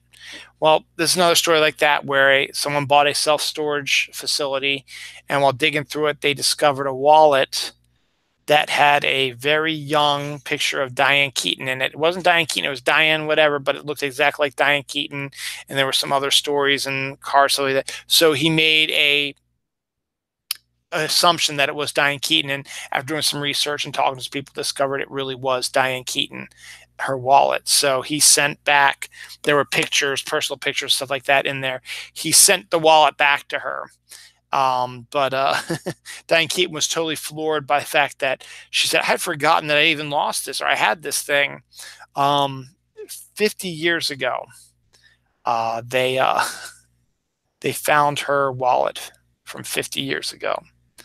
So, hey, that's a sign that go buy a self-storage facility and open it up and see what's in there. You might find some cool shit.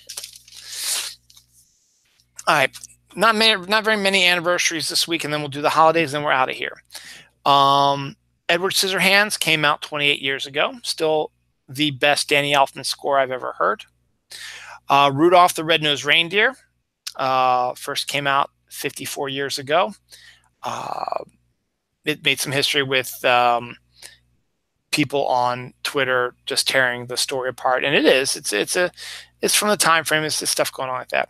Star Trek VI: The Undiscovered Country came out in 1991. Still an underrated Star Trek movie. It's actually a really, really good one. It's a fantastic one. Hey, Prohibition ended December 5th, 1933 this time. So we can all drink alcohol now. Yay! 1980 had two movies going head-to-head against each other at this week. Superman 2, which is a great sequel, and Flash Gordon. Flash came out in 1980, compete up against each other. Eddie Murphy also has done this, had success in this week as well. 36 years ago, 48 Hours debuted, and 34 years ago, Beverly Hills Cop debuted. Finally, in 1976, Rocky debuted. So that's it. Not really as many as I usually have, but that's it for the anniversaries. And now, finally, we're going to do the holidays, and then we're out of here. Every day is a holiday. All right, let's see.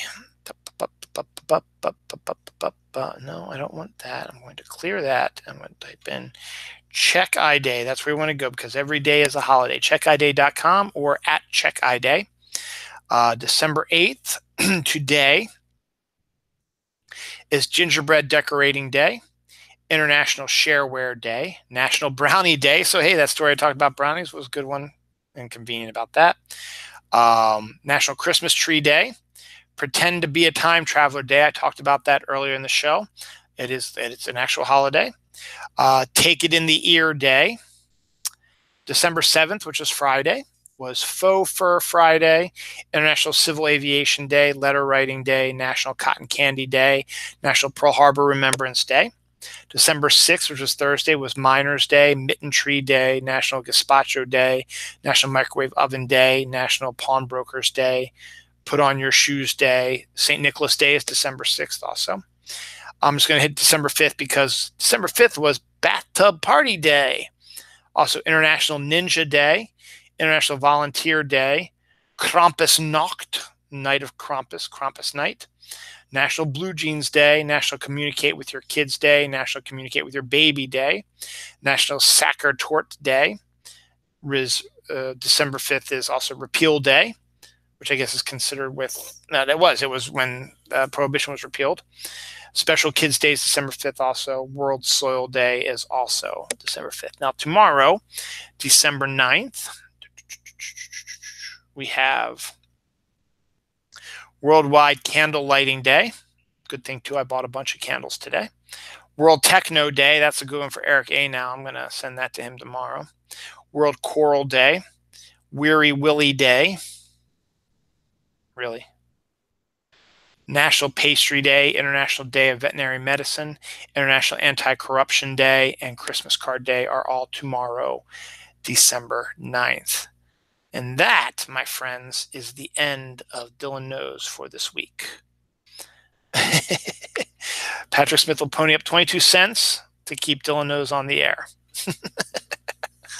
So yes, please, I could use all the help I can get because I need a new studio, obviously. Mine back here, I need some new lighting at least, and some decorations and stuff. But oh well, that's it. As I said again, next week, Dylan Knows will be on Sunday, which let's see, that would make it the 16th of December. We'll be talking about the stuff for the week. Happy birthday to MJ Khan on Wednesday, same day as my daughter's birthday. So hooray.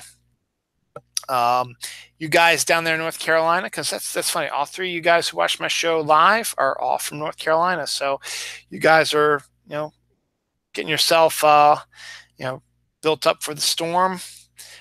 Be safe out there. As I said, it's going to be beautiful, but then after a while, it's like, okay, this is going to be annoying because now I got to shovel walks. The roads are going to be a mess. I got to shovel my parking spot. It's going to be crazy. And plus, I think you guys are saying you're having sleet and stuff right now, so there's going to be a layer of ice, which is a pain in the ass as well.